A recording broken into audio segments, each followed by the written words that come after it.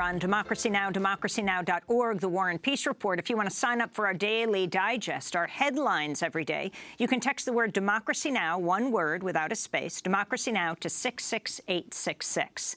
I'm Amy Goodman with Juan Gonzalez. Well, we continue to look at the epic flooding in Houston, Texas, as we turn now to a potential public safety crisis facing the city's nearly 600,000 undocumented immigrants. As Houston lies underwater, some press reports are saying that President Trump could announce as early as today that he will end the Deferred Action for Childhood Arrivals program known as DACA, which provides legal status for some 85,000 Houston residents and nearly 800,000 people nationwide. Without the status, many residents will be unable to work and rebuild after the storm. This comes as Texas Attorney General Ken Paxton is spearheading a coalition of Republican officials in 10 states who are threatening to sue President Trump if he doesn't act by September 5th.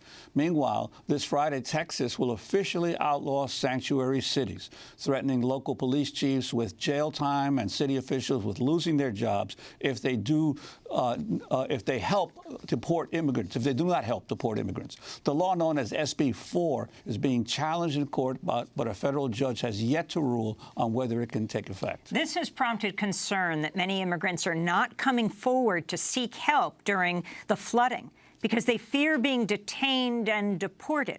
During a news conference Monday, Houston Mayor Sylvester Turner said there's absolutely no reason why any individual shouldn't call for help. This will be the first ones to stand up with you if you need help. And someone comes and they require help, and then for some reason there's somebody tries to deport them, I will represent them myself. Okay?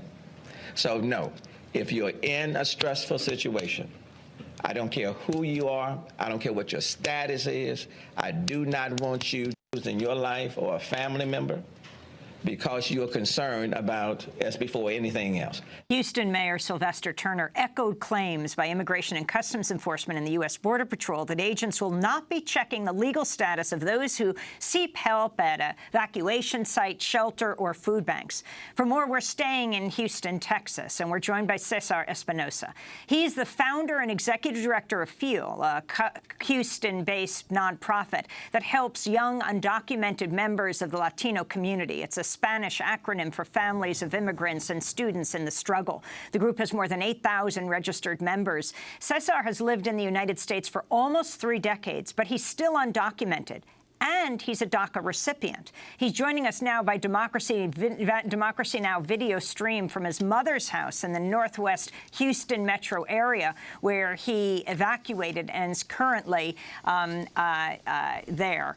Are you flooded in right now, Cesar? And right now, for example, at the convention center, there are more than 9,000 people. Can you talk about the concerns of the undocumented community, of which there are tens of thousands in Houston, people concerned if they might go to an official site, their papers could be checked, they could be detained, even though everyone up to the governor has said that won't be the case? Well, number one, thank you for having me. And yes, we have evacuated, my family and I have evacuated to the northwest part of town. Unfortunately, we are flooded in, so we are unable to leave at the time. But we are monitoring the situation and trying to make sure that our community gets the utmost correct information and that we quell people's fears during this very uncertain time. There has been a lot of talks, and there has been, unfortunately, a lot of rumors, a lot of calls that we have receiving since we are on a mobile office right now. Of people with concerns of going to shelters. We find it very troubling that sometimes people call our office instead of calling 911 for help because they don't trust the emergency services. They either hear from their families and friends that they shouldn't trust, or they hear it on rumor on social media. Unfortunately, some cruel people have taken to social media to say, don't go to shelters because you will be asked about your immigration status. Just yesterday, we had the Border Patrol volunteer boats to come into the Houston area, and that created a frenzy of calls of people saying, are they coming for us? Should we accept the help? What should we do when Border Patrol shows up with their boats to our neighborhood? So obviously, there's a lot of moving parts to this. Obviously, there's a lot of concern with our community, and we're doing everything we can to make sure that people stay informed through social media, through conventional media, trying to engage the media so that they can talk about the issues that the undocumented are facing, and talk about the sad reality is that even after all of this, there may not be help for the more than 575,000 undocumented immigrants who currently live in the greater Houston area. And Cesar, what are you hearing about the identification requirements that people may have when they go into these shelters? What are they being asked to show, or what information to give if they go to seek shelter or assistance for food or other necessities? As of right now, what we're hearing is that if you have an ID, you can present one, but if you don't, they're not going to deny you a shelter or a thing. But number one, that's an issue to begin with, because if people go in with the notion that they must provide ID, they may not want to seek help. What we're telling folks is on our website, we have launched a page specifically for the disaster relief efforts, which we're putting what documents people should carry with them. And we always encourage people to carry some sort of photo ID, whether it be a passport or whatever it is, and hoping that when they show up to one of these shelters, that will suffice, or they will not be asked for anything. One of the things that we're also happy about right now is that it seems that the Houston community is coming together. We haven't, after the mayor of Houston made the comment yesterday that people shouldn't worry about status, we received a lot of support from the community in saying that, yes, at this time we're all Houstonians, immigration status shouldn't matter. But we're yet to see what this looks like in a long-term basis. Earlier last year, there was a flood in an area called Greenspoint, which is heavily low-income area. And unfortunately, a lot of the people that we talked to that were undocumented were not eligible for any type of help. So that is something that we're looking forward to figure out in the next couple of months and the next couple of years.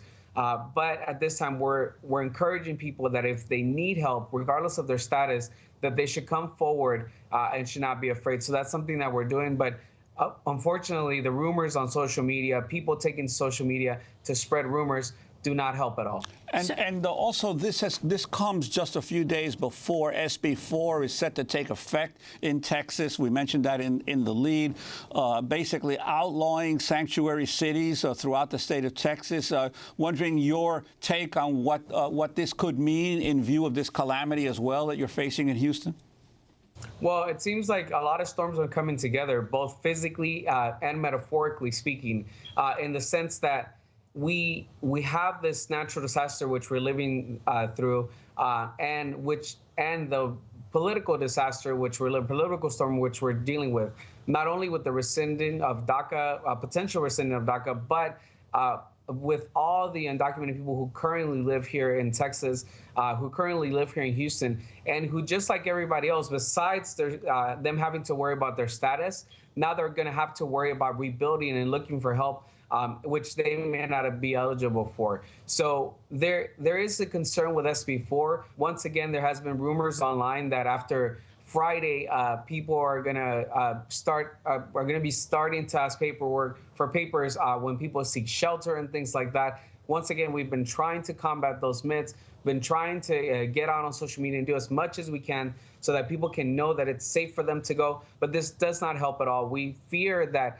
undocumented people will just go into hiding and not want to come forward to report any damages or to help rebuild, in the sense that they don't know that they may be eligible for things, or they may fear that if they do seek help, then they're going to be persecuted. So this could lead to a health and safety issue for our community. This could lead to a safety issue for a lot of these folks, and this is no way for a person to live. We are very concerned about this. So as an organization, we are going out. We're going to start as soon as we're able to hit the ground.